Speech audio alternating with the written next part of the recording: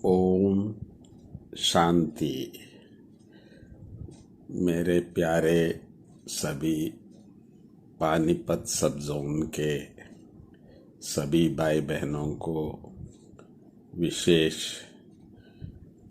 निमित्त भरत भूषण जी, सरला दीदी जी, अन्य सभी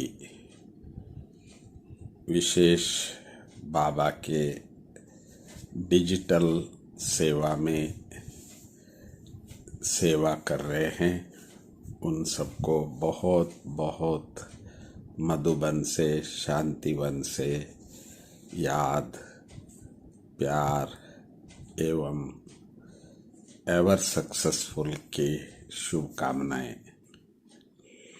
आज आप सभी, मुझे मालूम है कि किस तरह से आप सभी सेवा में उपस्थित है।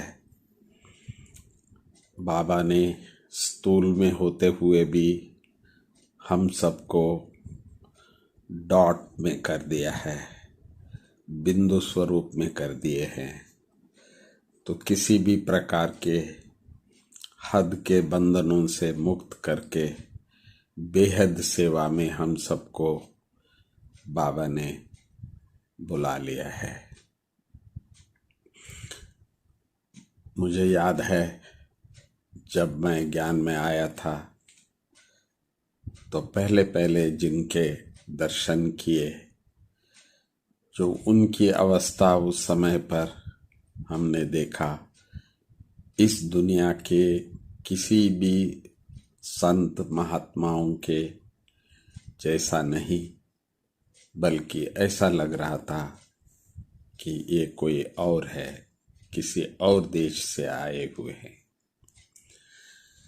क्योंकि बाबा ने 14 साल की तपस्या कराची में कराए, उसके बाद भी आबू में सेवा कम, तपस्या ज़्यादा था।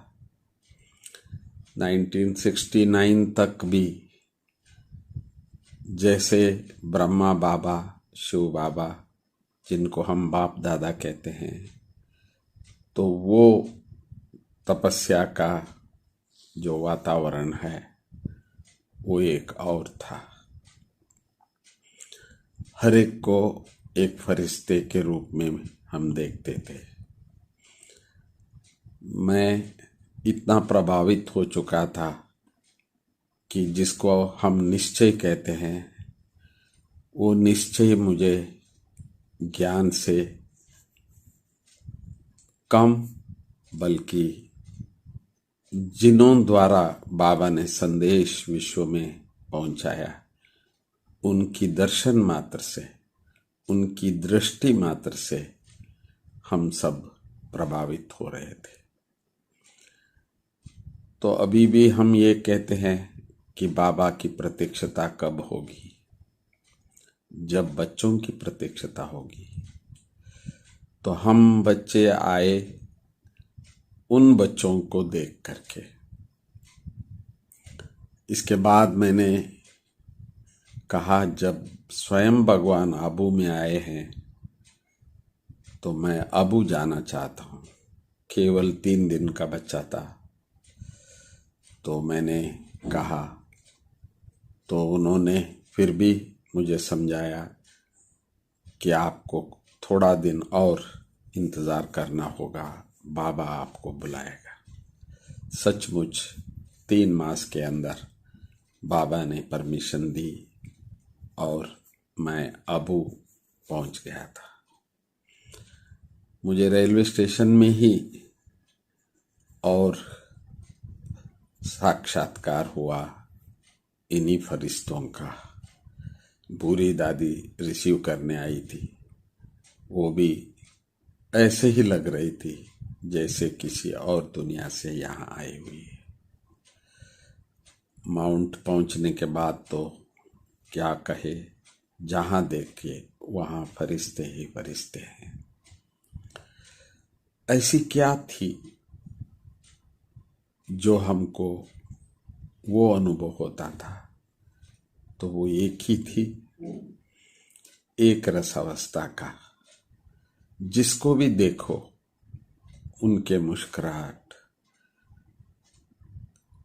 कोई शायद ही जितने भी संपत्तिवान हो या कितने भी बड़े पोजीशन के हो, जिनके मुख कमल से, वाचा से, दृष्टि से या चलन से ऐसी निराला और आकर्षणीय जो मैंने देखा, वो अब हो रही है।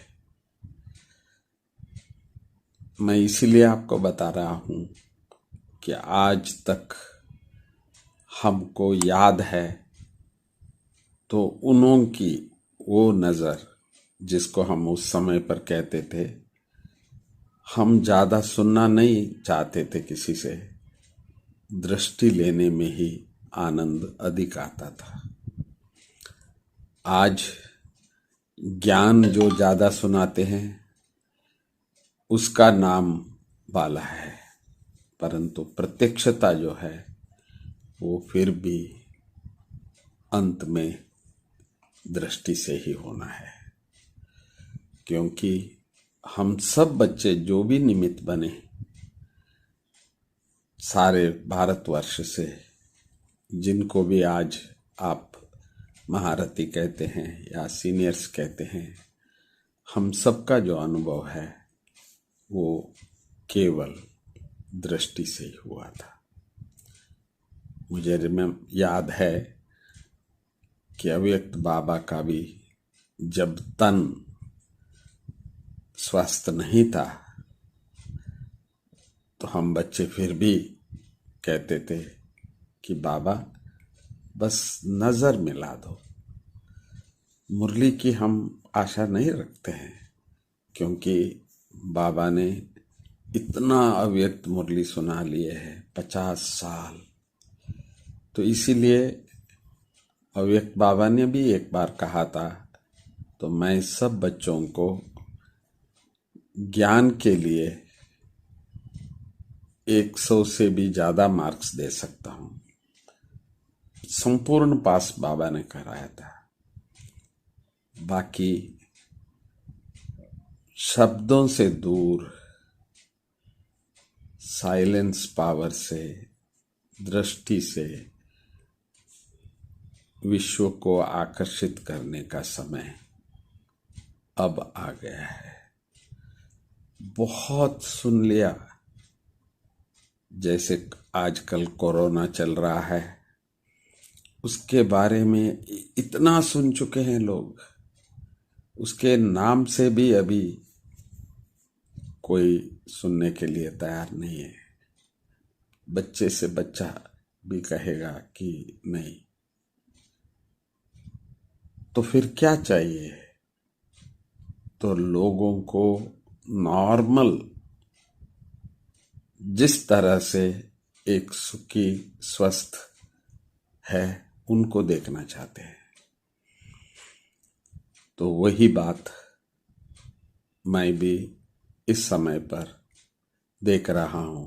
हम बाबा के बच्चे भी सारे परिवार एक सूक्ष्म स्वरूप में, फरिश्ता स्वरूप में, दृष्टि मात्र से अन्य आत्माओं को आकर्षित करने का, संतुष्ट करने का, शांति देने का कार्य करना आरंभ कर चुके हैं। हर बाबा के सेंटर्स में जो बाबा के अनन्य बच्चे हैं वो सभी बाबा, मम्मा, दादियों जैसा साइलेंस पावर को ही उन्होंने जाते जाते अनुभव करा के गए थे।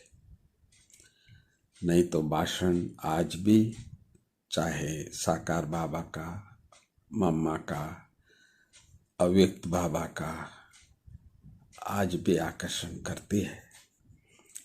हमारे प्रकाशमणि दादी का एकमात्र क्लास से लोग सब कुछ त्याग करता हुआ मैंने आंखों से देखा।